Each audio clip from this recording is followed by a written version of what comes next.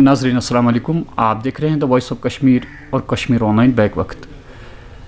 आज हमारे medical student ललदत हस्पताल डॉक्टर शबीर सिद्दीकी साहब हमारे साथ जुड़े हुए हैं, क्योंकि कोविड-19 के एतबार से जब हम बात करते हैं तो इसमें एक हामिला खातून जो है वो एक अहम मौजू होता है कि जो ही ये हामिला खातून यहाँ एलडी हॉस्पिटल में मुंतकिल की जाती है तो इससे क्या कुछ एहतियात की ज़रूरत होती है, और कोविड-19 जो इस वक्त वबा फैली है इस एतबार से क्या एहतियात करना है, और हॉस्पिटल में किन बुनियादों पे एक आम हामिला खातून को यहाँ पे एडमिट किया जाता है। डॉक्टर साहब, आपका बहुत बहुत शुक्रिया कि आपने हमें मौका दिया। आज एक अहम मौजू है हामिला खातून जो है, एक हमारी माँ हमारी बहन है।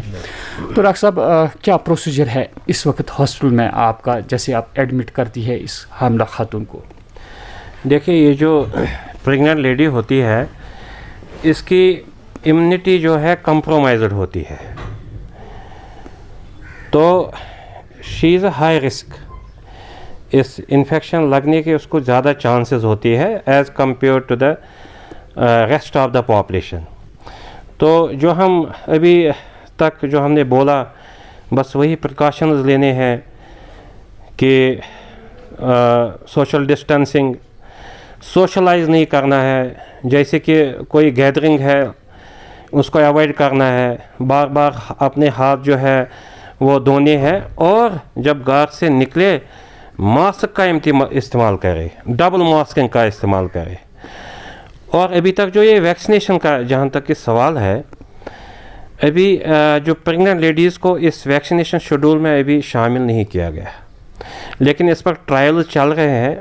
उम्मीद है कि इनको भी इसमें शामिल किया जाएगा, जैसे कि उन्होंने कि लैक्टेटिंग मदर्स को ऑलरेडी इन्होंने इम्यूनाइजेशन जो वैक्सीनेशन शेड्यूल है उसमें शामिल कर दिया। डॉक्टर साहब, इसका मतलब ये है कि एक हामिला खातून जो है फ़िलहाल उससे ये वैक्सीनेशन लगाने की इजाज़त नहीं है, क्या यही आपका कहना है? बिल्कुल, अभी मतलब ये जो government of India minister of health जो है इन्होंने अभी इसको इम्यूनाइजेशन शेड्यूल में शामिल नहीं किया है, तो लिहाजा हामिला खातून के लिए जो कोविड अप्रोप्रिएट बिहेवियर जो है, जिसमें हम बोल रहे हैं कि मास्क लगाना है, सोशल डिस्टेंसिंग रखनी है, या फिज़िकल डिस्टेंस जिसको हम बोलते हैं, या ज़्यादा सोशलाइजिंग नहीं करना है घर में, और बार बार जो है अपने हाथ धोने हैं, ये जो है अभी ये बिल्कुल इनके जो हामिला ख़वातीन हैं इनमें ये वैक्सीन का काम करेगा। डॉक्टर साहब, ये जो यहाँ पे माशाल्लाह जो ख़वातीन यहाँ पे फारिग होती है, जिनकी डिलीवरी होती है, तो उनके लिए क्या प्रोसीजर है? उनके लिए क्या ये वैक्सीनेशन उसके बाद डिलीवरी के बाद करना लाजमी बनता है क्या, या उन्हें भी रोक दिया गया है फ़िलहाल? नहीं, ये जो हामिला खातून जब डिलीवरी जो देती है उसके बाद इनको हम बोलते हैं लैक्टेटिंग मदर्स। जो लैक्टेटिंग मदर्स है ये वैक्सीन कर सकते हैं, इसमें इम्यूनाइजेशन जो शेड्यूल है इनको शामिल किया गया है, इस पर कोई प्रॉब्लम नहीं है, और इनको करना चाहिए। ये जो वैक्सीन है ये करना चाहिए, क्योंकि यही एक जो वैक्सीन है कि जिससे अगर हम इस पेंडेमिक से निकलना चाहते हैं तो इसमें फाइनली जो ये कोविड अप्रोप्रिएट बिहेवियर और वैक्सीन ये बहुत इम्पॉर्टेंट है। डॉक्टर साहब, एक और सवाल आपके गोशगुजार करना चाहते हैं। ये बताइए कि अभी हॉस्पिटल में आपको पता है आपके हॉस्पिटल में बहुत सारा रश रहता है, तो आपने क्या प्रोसीजर इस वक्त रखा है, क्योंकि कोविड-19 की वजह से काफ़ी प्रॉब्लम्स है, आपका शेड्यूल क्या है? हाँ, आपको पता है कि ये जो हमारा हस्पताल है ये कश्मीर में वाहिद मैटरनल टर्शरी केयर हॉस्पिटल है, और जो भी, मैं नहीं बोलता हूँ कि फील्ड में काम नहीं हो रहा है, वो भी काम कर रहे हैं इस वक्त। सब डॉक्टर, चाहे वो प्राइमरी हेल्थ सेंटर में है या सब डिस्ट्रिक्ट अस्पताल में है या डिस्ट्रिक्ट अस्पताल में है, सब डॉक्टर इस वक्त फ्रंट लाइन पर काम कर रहे हैं। लेकिन चूँकि कोई पेशेंट जो है बहुत ही क्रिटिकल होती है या हाई रिस्क होती है, इंफ्रास्ट्रक्चर नहीं है उनके पास, तो इनको लाजमी यहाँ वो रेफ़र करते हैं। तो उसके लिए हमने जब भी वो यहाँ रेफ़र होती है, तो जो भी पेशेंट यहाँ रेफ़र होती है उसका यहाँ पर रैट टेस्ट किया जाता है, कैजुअल्टी में ही रैट टेस्ट किया जाता है। अगर वो नेगेटिव है तो इसको जो भी प्रोसीजर है कि एडमिशन प्रोसीजर वो फॉलो करते हैं, नॉर्मल फॉलो। अगर पॉजिटिव आती है तो हमने एक यहाँ पर एक आइसोलेशन फैसिलिटी यहाँ बनाई है, जो हाई सस्पेक्ट या सिम्टोमेटिक पेशेंट या पॉजिटिव पेशेंट, जो पेशेंट जो कि बिल्कुल बहुत ही हाई रिस्क है, सीरियस कंडीशन में हम इसको रिसीव करते हैं, या एक्टिव लेबर में है जिनको हम कोविड अस्पताल भी शिफ्ट नहीं कर सकते हैं, तो इनको वहाँ हम मैनेज करते हैं। और दूसरी बात यह है कि क्राउड कंट्रोल, तो हमने अंदर भी बार बार हम अनाउंस भी करते हैं कि कम से कम यहाँ अटेंडेंट रहो, विजिटर्स को हम अलो नहीं करते हैं। एक जना या दो जना, एक अंदर रहेगा एक बाहर रहेगा, विजिटर्स का हमने बंद कर दिया है, विजिटर्स को हम अलो नहीं करते हैं। और अंदर जो भी चाहे अटेंडेंट हो या पेशेंट हो तो उनके लिए मास्क लगाना ज़रूरी है। डॉक्टर साहब, एक और सवाल है कि जो ख़वातीन होती हैं, मुख्तलिफ़ किस्म की प्रॉब्लम्स होती है इनको, ये ज़रूरी नहीं है कि एक खातून हामिला है, दूसरे ऑपरेशंस भी यहाँ पे हुआ करते हैं। तो इस वक्त आपका क्या प्रोसीजर है, क्या वो ऑपरेशंस होते हैं या फ़िलहाल आपने इमरजेंसी में फ़िलहाल यही जो हामिला खातून है उन्हें यहाँ इजाज़त है खाली एडमिट करने की? नहीं, ये जो इमरजेंसी जो सर्जिकल प्रोसीजर्स है, चाहे वो ओबस्ट्रक्ट्स है या गायनी है, उनको यहाँ किया जाता है। इमरजेंसी हम रिफ्यूज़ नहीं कर सकते हैं, चाहे वो गायनी इमरजेंसी है, ओबस्ट्रक्ट्स तो है ही है। तो लेकिन वो प्रोसीजर्स जो इलेक्टिव, जिनको हम इलेक्टिव प्रोसीजर्स कहते हैं, जिनको हम वेट कर सकते हैं, तो इन प्रोसीजर को फ़िलहाल हमने डेफर किया है। ये पेशेंट की बेनिफिट में है, उनकी भलाई के लिए है।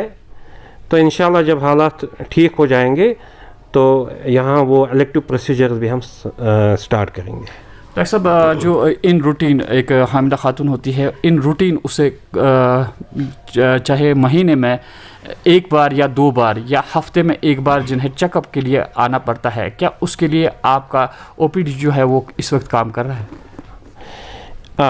आपका मतलब है ये जो एंटीनेटल केयर, इसको हम बोलते हैं एएनसी, एंटीनेटल केयर जी।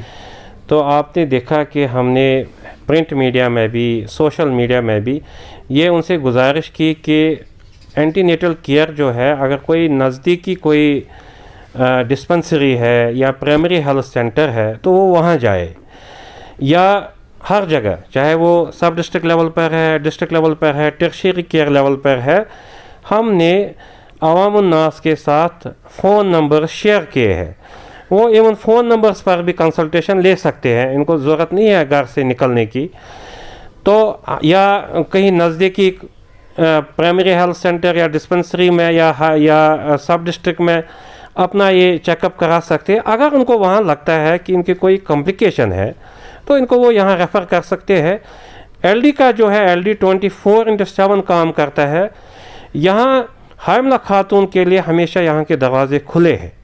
यहाँ हमारी जो है नॉन रिफ्यूजल पॉलिसी है, जो भी पेशेंट यहाँ रेफ़र होता है या हमको लगता है कि एक्टिव लेबर में है, उसको हम एडमिट कर देते हैं।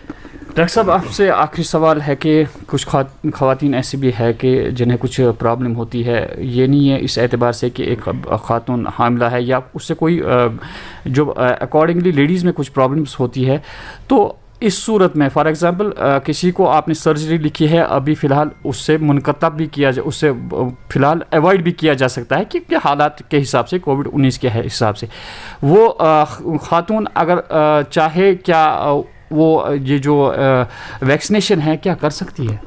बिल्कुल, ये जो वैक्सीनेशन है, मैंने बोला आपको कि अभी जो इम्यूनाइजेशन का शेड्यूल है, 18 साल से ऊपर जो भी है एक्सेप्ट प्रेग्नेंट लेडीज़, वो वैक्सीनेशन कर सकते हैं। हमने किया, यहाँ पर हमारे पूरे स्टाफ ने किया, मैंने वैक्सीन किया, सब लोगों ने लगाया। ये बहुत ही सेफ़ और इफ़ेक्टिव वैक्सीन है। और हमने देखा है कि अगर दोनों डोज लगाए होते हैं किसी ने, और उसके बाद अगर उसको ये इन्फेक्शन होती भी है लेकिन इसका जो कोर्स है वो माइल्ड रहता है, इतना सीवियर कोर्स नहीं होता है और वो रिकवर भी हो जाता है।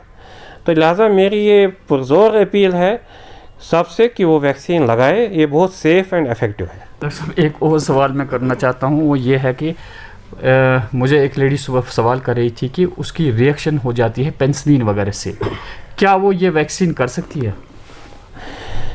ये जो ऐसे जो है कि मतलब इनमें कि जो एलर्जिक रिएक्शन जिनको होते हैं, तो गाइडलाइंस में इनको है कि थोड़ा सा इनको एहतियात बरतना है।